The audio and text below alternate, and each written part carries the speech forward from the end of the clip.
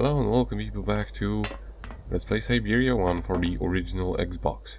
I should mention something that I wasn't aware of before.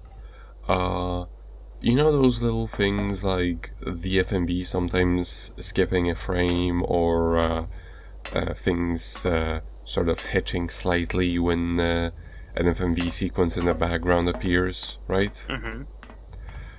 Those may actually be just because my Xbox's DVD drive is already really old and used up, and also I have the first model. Gotcha. May or may not. I have not actually checked it. We'll see with the sequel, but Was that not your experience when playing on the PC? it didn't happen on PC, but I assumed it was just a limitation because it had to load everything from the DVD.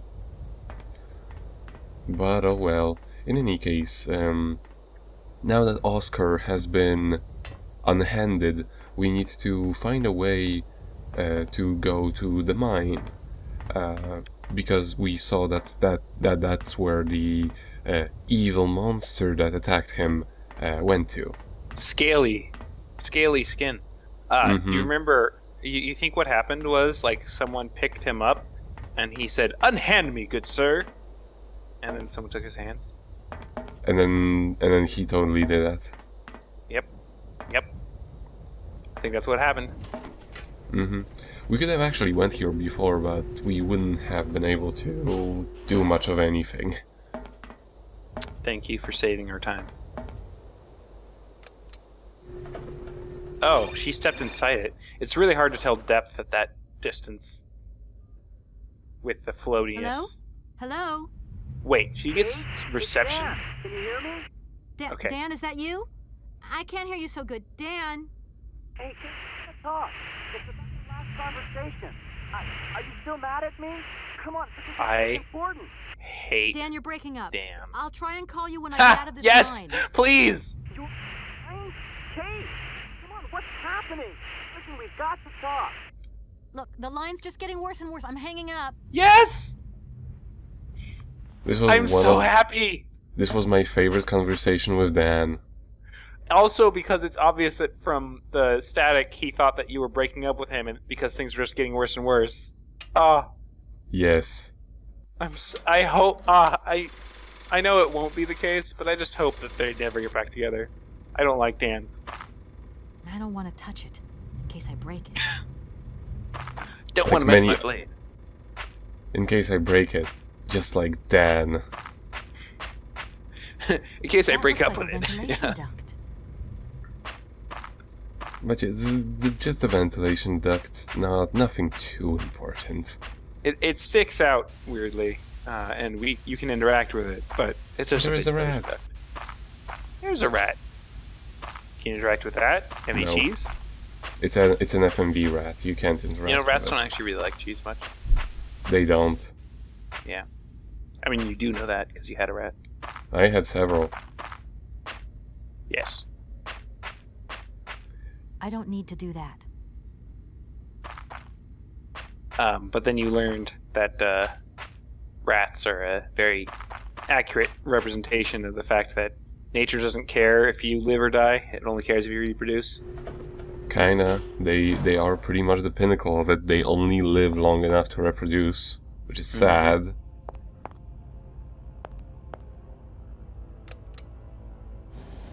This is a safe.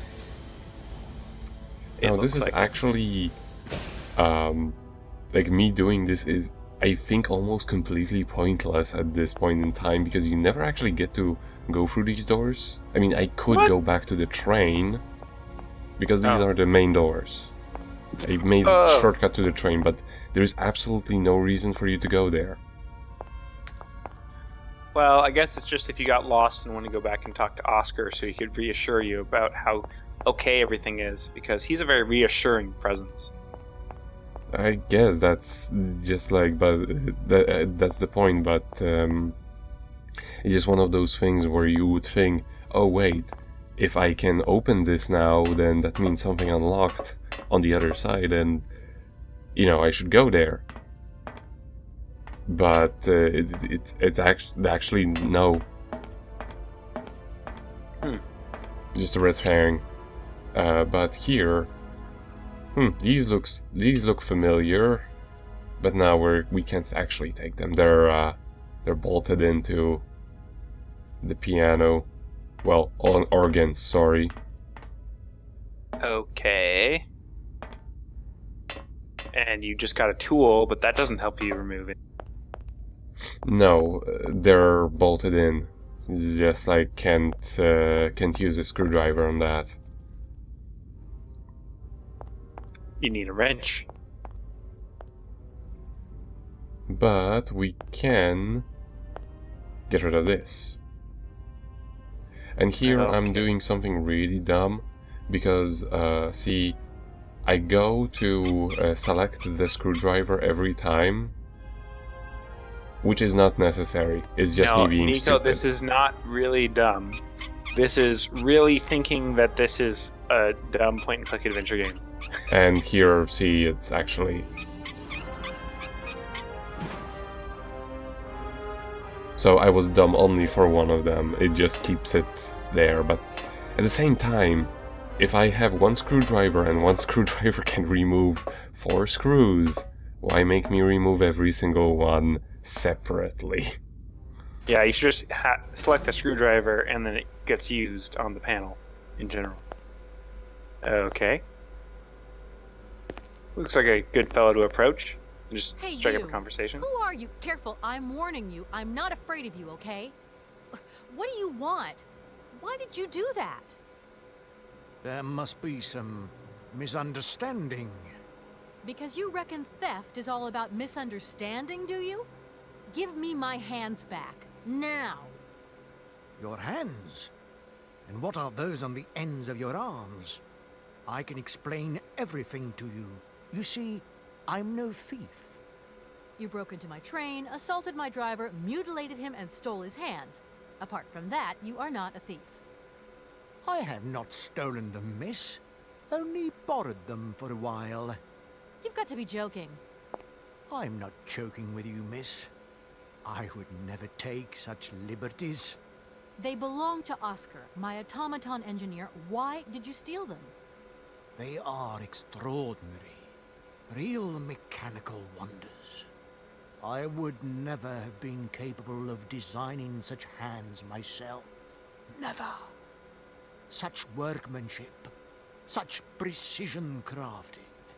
It is incredible. Absolutely incredible. And just because you like them, you decided to steal them? I have only borrowed them, little missy. Temporarily, you understand? Of course, I shall return them to you when I don't need them anymore. You can... Excuse me? You see, these hands are all I need to complete my plan. At last, I can finish off my automaton pianist and fulfill my dreams. Everything is now in place. You see, I have converted this old, useless, stupid factory into a magical theater. As you can see, the furnaces, piping, chimney stacks, they've all been converted into one gigantic organ. I will be able to accompany the world's greatest living singer. Now, all I need is her...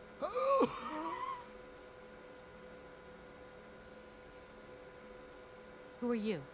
Sergei Borodin, the director of the industrial city of Komkoltsgrad. Or what is left of it, at least. But who are you, for that matter? And why have you stopped in my station without authorization? I didn't choose to stop in your station, but my train has a technical problem. My name is Kate Walker, and I'm an American lawyer. It is very kind of you to come so far just to visit this place. I repeat again, I never intended to stop here. I'm on a business trip. I'm a lawyer, goddammit. Right. And what brings you here? Like I said, a stupid mechanical pitch. I'm sorry, I can't make heads or tails out of your story at all. Without my engineer's hands, I'm stuck here, you see? Everything I have designed, all that I have invented, everything is for her. Do you realize? Her. Oh, to hear her sing one more time here in my factory. But who is she? Who are you talking about? Helena. The one and only Helena Romansky. Her voice is so pure, like an angel. One day she came here to Komkolsgrad.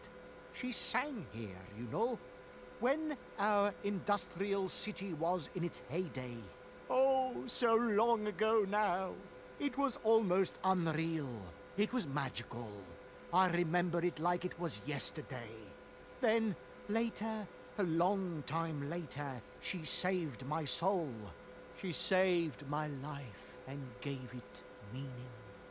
When I was told that the mining program was to be abandoned, that this industrial city was consigned to oblivion, that I, its director, would from then on be nothing but a guardian of these rusting remains of a bygone age, that is when I first formed my plan to bring Helena Romansky back to this factory. But this time, she would sing for me, and me alone. And is she okay about this? Sure, sure. Once she finds out that I have done all this for her, when she realizes how I converted this vast network of pipes and tubes to create one of the most impressive organs ever made, then, you know, this was no small achievement, miss. Once molten iron flowed through here. Now there wafts only beautiful melodies. But then I realized I had to make an automaton pianist. I began to despair that I would never create hands that were intricate enough. But then you arrived. So lucky, don't you think? Yeah, that must have been a happy coincidence for someone around here. So, when will this Madame Romansky come back? When do I get my hands back? I don't know. Maybe someone should look for her. Tell her.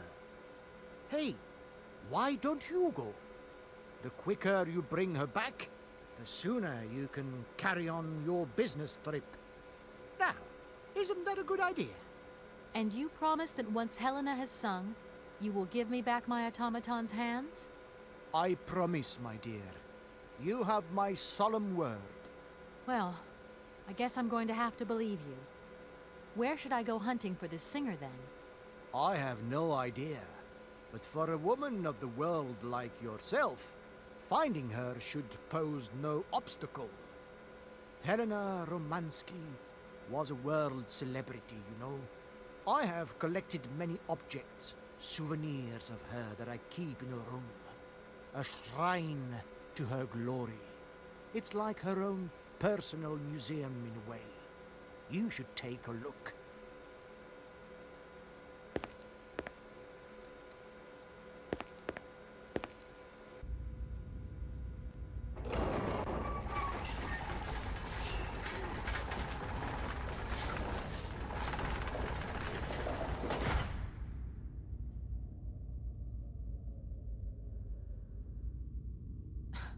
This whole story is completely nuts.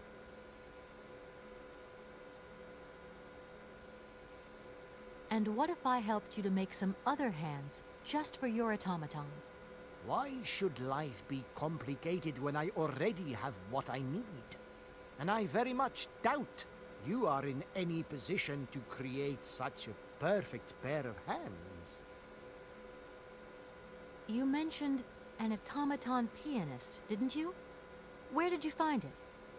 I pieced it together myself, my dear. Except for the hands, that is.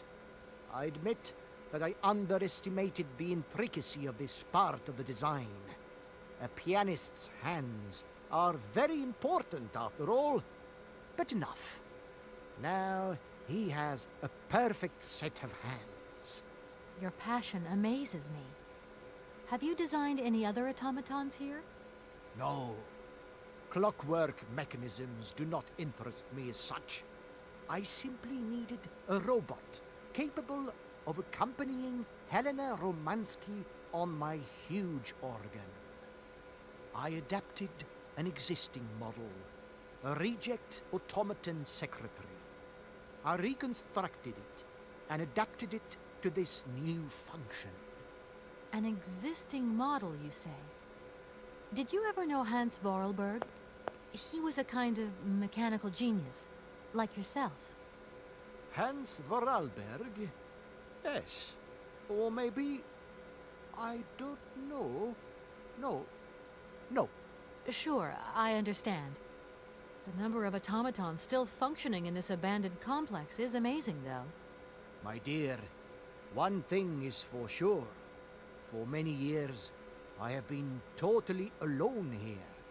If that man ever came to this city, he left long, long ago. When you stepped on the train, you were trespassing on private property. Everything in this city, sweet lady, belongs to the state. And to all intents and purposes, the state in this city is me. My train is not a part of this factory. And besides, we never would have stopped here in the first place if its engine hadn't needed winding. Well, as long as your train is at this station, it may be requisitioned and used for industrial purposes. Out of the question. And I forbid you to do so. Maybe I won't have to. Perhaps we can maybe come to some kind of agreement, my sweet lady. I hope so. And fast. Please excuse me. I have to go now. So be it.